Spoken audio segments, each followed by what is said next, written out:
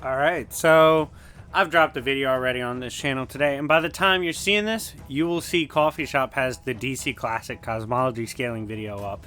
So definitely check that out after you watch this. But today, we have another fun video. I mean, I love doing videos like this. The first one did really well. 10 fictional goons that'll put you on a t-shirt, and I said if y'all hit the like goal, we'll come back for part 2, which obviously you guys did. So for 400 likes, if you smash the like button, we will do a part 3 to this, as obviously there are plenty of goons in fiction worth talking about. And if you want to see your favorite goon on this list, comment down below. And if you want to get a video for your favorite character or purchase one, either here or on the Coffee Shop, hit me up on Discord. We can talk about purchasing, as well as join my Discord server, free to join.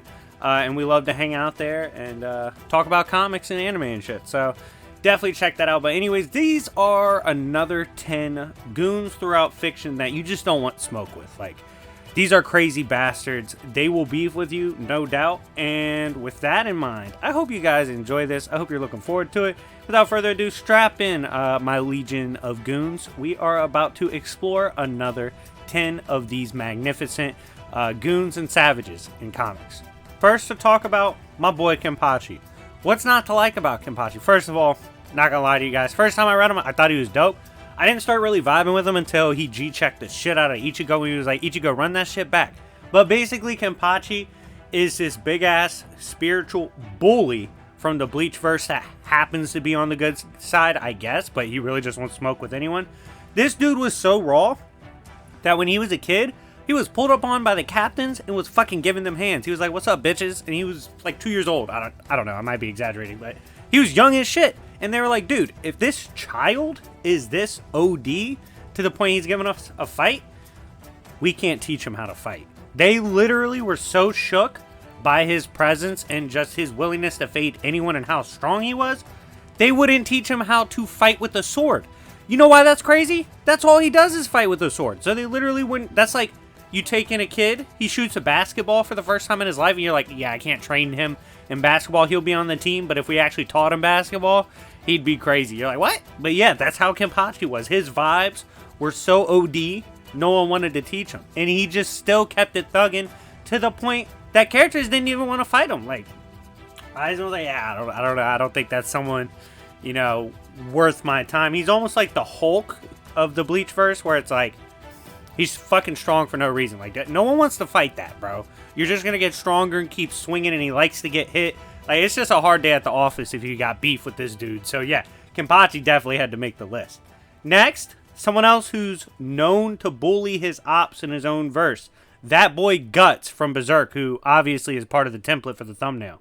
Now, as someone who has just recently gotten into the Guts verse and stuff, he's crazy. He's fucking crazy. Like, literally, first chapter, bro smashing a demon, then the demon's like, yo, I'm gonna catch you slipping. He's like, no, you're not, and folds the demon. Turns out he knew he was plowing one. Like, it's crazy. Right off the bat, you're like, oh my god, this dude has issues. And these issues lead to massive fades. In a world plagued by demons, evil, basically anything that'll get my channel demonetized, that's the world of Berserk. On top of this, a former homie to him becomes, like, basically God. Takes his girl's cheeks in front of him. This man, Guts, is also branded to be basically cursed to get run up on constantly. All these things that would make you leave the server, right? You would off yourself. Guts not only deals with it, he swings on everybody and he hunts everybody and is determined to get the drop on his biggest op, who, like I said, basically became God. It's absolutely nuts what he endures and who he slides on anyways. And for that, we're going to give that boy Guts some credit. He definitely deserves to be on the Goons list. One of the biggest goons to ever exist in fiction. Next, it's hard to just shout out one of the homies, right? Like, when you talk about gang, you got to talk about the whole gang. So with that in mind, shout out to the Yancey Street Gang, all the members. This is the gang that famously resides on the street that my boy Ben fucking Grimm grew up on, alright? Big thing. If you don't know, go watch my Thing Being the Hood Hulk Part 1. Like, he's a menace to society. But anyways, he got this toughness from this gang and growing up in this area. This is a gang that knows they will never get off the block, but they don't care. They're going to make the best of it, and they're going to be kings in their own hood. Now, Yancey Street Gang has done wild shit over the years. They've pulled up on the Fantastic Four, even savagely beating them until it was so bad that Reed Richards ran away yelling some classist shit. He's like, oh my god, let's get out of here. The natives are restless. Like, who you calling natives, bitch? But anyways, they beef with Thing all the time. They bully him. They've robbed him. They helped the Fantastic Four escape Molecule Man just because they said no one fades the Fantastic Four except us. We're the real ops. They do a whole bunch of wild shit. Dr. Doom attacked one of the kids on their street because he was trying to figure out crackheads, so they beefed with Doom and his Doombots. Like, shit gets real on Yancey Street, and no matter what, the gang always keeps it 10 toes. Next, we gotta talk about the godfather of John Wick. You guys know, and you reminded me in the comments that I should have shouted him out in part 1. Again, I can't show every goon in like one sitting, so we're gonna have a bunch of parts to these if y'all hit the like button. But yeah, he deserves some shine. I'm gonna give you all your credit. Your boy Doomguy. So, Doomslayer, Doomguy, whatever you want to call him. At first, I thought people were trolling me when I first got into the verse, and they were like, yo, he literally, like, is beefing with everyone because they killed one of his pets. I was like, there's no way he's John Wick with it. He's John Wick with it. Not only that, woke up, beefs with everybody in hell. Former Marine beats the shit out of them with his own hands. He's literally taken down, like, demon lords that preside over all of hell, which is beyond time and space, when he's supposed to just be some dude. But guess what? They fucked with him, so he's got to pull up. In the fact he scales so high, the lore gets so ridiculous, he does so much damage, he's so feared in hell, all because they basically John Wicked him? Yeah, he's one of the goats. And if I'm not the biggest fan of the games, but the lore is amazing and his story is absolutely nuts, and everything he accomplishes and the reasoning behind it is hilarious. Next is he personally for me was one of my favorite characters growing up. One of the big reasons I always loved Star Wars, Mace Windu. Mace Windu is a savage. Like, I know he's a part of a lot of controversial scaling shit, like did he really beat Sidious, but let's respect the fact that he's a big dog, okay? First of all, he's always been different. If you saw the planet he grew up on, it's a hellhole, a dark side, and force nexus. His own clan tribes member, as their way of greeting, they brawl. He went back to the hood and they tried to kill him because he left the hood. Like, that boy Mace has been through it. He fought one of the most feared Jedi killers to ever exist in Jango Fett. Literally bodies to his name. We saw him brawl with Kenobi in Attack of the Clones. Puts him on a t-shirt off rip. He says, stupid bitch, don't run up on me for the ones. Bodied him so bad that Dooku was like, yo, how real has Windu gotten? Mance was inventing a style so dangerous you could die even attempting it in Vapad. And it was a style that no one else could really use because they didn't have the toughness to walk that line on the dark and still brawl. Not to mention, he pulled up on the greatest Dark Lord in history, which was Sidious, and brawled with him in the office. And in the novel, it was described as him standing against the infinite void of the night or the infinite void of the dark side and not blinking. I was like, oh my god, Mace is too real. Yeah, he's an absolute savage. One of the best characters in Star Wars. I love him. Beefed with Anakin, of course, because he was like, yo, why do I need Anakin? I could clutch the ones myself. And he proved he probably could have done that shit. So, shout out to Big Mace Windu for being a savage and an absolute goon. Next, a character that's timeless. He actually has a video on my channel for goon moments. The boy Cartman from South Park, one of the most controversial characters to ever exist. But we also got to talk about the fact that bro will really kill you. Do you need an example? Sure. He beefed with a kid that was fucking with him at school. And during a chili contest, he made the kid eat chili. That was his grounded up parents. And he laughed in the kid's face as everyone in school watched him eat his dead parents in the chili. It was nuts. I mean, this man summoned Cthulhu, chilled with him.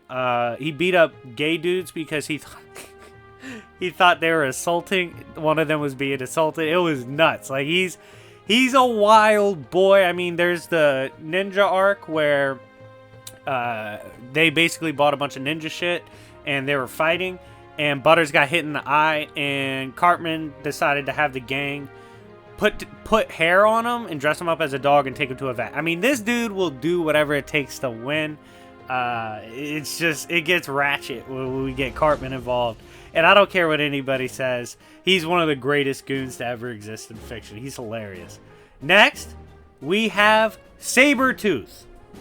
Now, Sabretooth was one of my favorite characters when I read the X-Men, because he's just a dick. Like, if I could describe Sabretooth in 3 words, it would probably be like Wolverine GTA edition. That's what he is. He's Wolverine, but runs up on you, mugs you, robs you, kills you, all that. Some of the bullshit he does just for fun includes the fact that he, for the longest time, like literally every year, on Wolverine's birthday, would pull up on him, or no, would pull up on the anniversary of the day Sabretooth put Wolverine's bitch on a t-shirt. And he would beat up Wolverine, just brawl with him and be like, yo, don't you, hey, you know what day it is, right? Like, you remember what I did, right? Shit like that is crazy. I mean, Wolverine had to tell X-23 and Dagon, like, yo, do not pull up on Sabretooth. And they're like, why? Like, we spar with you, we're built like you. He's like, no. We train and stuff, but fighting Sabretooth? Like, the rules go out the window. He doesn't give a shit. You might get put on a t-shirt no matter how tough you think you are. And that's what it is. Like, Sabretooth will pull up on anyone. He has the same, basically, like, the same layout as Wolverine, except he's bigger and meaner. So, and the fact that, you know, his healing factor is better because he's not as plagued from the adamantium poison. Like, all those factors just make him a nasty goon and Marvel. And honestly, if he was more potent, it would be a rough day for the rest of the universe. But luckily, he's, like, grounded as a street tier. But yeah, he's definitely a beast. Now, next person on the list, we're actually going to dive into the Stephen King universe to talk about him. Shout out to my boy Q, because he's a big fan as well of this character. Big stepper alert for Mordred. Now, Mordred is a character. Here's the problem with the Stephen King universe, right? If you get some cheeks, you're liable to produce a baby that's high out reversal that doesn't give a shit. And that's what Mordred is. Gunslinger spawn. The spider baby, were baby, like, he's scary as shit, always been creepy, and always about that life. Greatest moment for me, it's one of the most savage moments ever. The Man in Black, who appears in several different incarnations throughout the Stephen King multiverse, he was trolling Gunslinger, right? Like, constantly giving him problems, one of his biggest ops ever, and eventually he runs into Mordred, right? And he's talking to Mordred. Mordred goes, yo, ain't you the dude that's been, like, trolling my dad? Like, you've been trying to bully him off the server, basically? And Man in Black was like, yo, chill. Like, I don't know what you're talking about. He's like, nah, I think you are that big guy. Like, how about this? He's like, go ahead, bitch. I need you to, right now, eat yourself. Literally forces his op to consume himself. It was horrible. Like, did him as dirty as you could, because this was the dude that was messing with family. Don't mess with Mordred's family at the end of the day. One of the biggest goons, strong as shit, and someone they said could collapse the Dark Tower itself if you felt like it. That's crazy. Next, we have my boy Jim Corrigan, aka Spectre.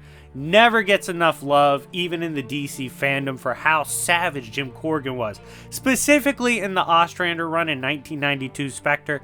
One of the greatest, personally, probably my favorite comic run ever, guys. I definitely recommend you check out 1992 Jonathan Ostrander's Spectre. Amazing top tier run, and showed how much of a savage Jim Corrigan is. Former detective. He was killed, and he's not able to pass on to heaven until he fulfills his role now as merged with Spectre, in which he seeks out justice and God's vengeance, and he's supposed to learn justice and eventually learn, like, himself as well, until he can move on to heaven. in this adventure, we saw this man pulling up on Helllord, slapping the shit out of them. At one point, Spectre gets stolen from him, and he fights the dude that stole him to get him back. Jim Corrigan is a savage. He's like, he pulled up on Michael twice. Like, he was beefing with anyone and everyone. Like, the ass whoopings he was handing out were so severe that Helllords were comparing him to Lucifer Morningstar himself, which is crazy. But yeah, Spectre, especially when Corrigan was at the reins in 92, nobody was running up on his shit. He wanted it with anyone, win or lose, and it's one of the most satisfying characters to read because you know Jim Corrigan's not running from smoke. This man saw a wild presence and was like, fuck it, I'm in the trenches. Like, it's crazy who he will swing on, and it's obviously top tier. Next and final character, make sure to smash that like button and subscribe if you haven't already. Again, 400 likes and part 3 to this will drop, actually, because I really enjoy this series. We're going to finish off with my homeboy. You guys should have known he'd eventually make an appearance. Classic Doctor Strange. Now, Classic Doctor Strange is a character, Mr. Pull up on your dimension and hand you a suspension. Like, it's bad. He would literally go across the multiverse and all of creation, and if you had smoke or even looked at him the wrong way when he was in your hood, you were getting beat up. I mean, for example, Dormammu, right? Ancient One's telling Classic Strange, he's like, yo, I couldn't even fade him in my prime. And Doctor Strange was like, oh, word? All right, I'll go to his hood then. And Ancient One's like, what? He's like, yeah, I'm pulling up on that bitch. Pulls up on him and brawls with him after soloing his dimension. It was ridiculous. Beefed with other Hell Lords. He shot at Living Tribunal. Brawled with Zom. Like, it's ridiculous. He judo tossed Dormammu in front of all the dimensions later. Like, he's done some wild shit. If you want to see a mystical, outer-versal thug, go check out Classic Doctor Strange Stories and Strange Tales, because he was pulling up on everyone and shooting at anyone that was a threat or even a perceived threat to him in his reality. It was nuts. But anyways, guys, thank you so much for watching. Let me know what you thought of this list compared to the first one and who you want to see on part 3. Make sure to go check out the coffee shop, my second channel, as well as all the members of the coffee shop, including my new video on the classic DC cosmology that I did with my boy Lumos. Check out his channel as well. Anyways, guys, thank you so much for watching. This has been your boy Jobbers and Goons, and I will see y'all later. Peace.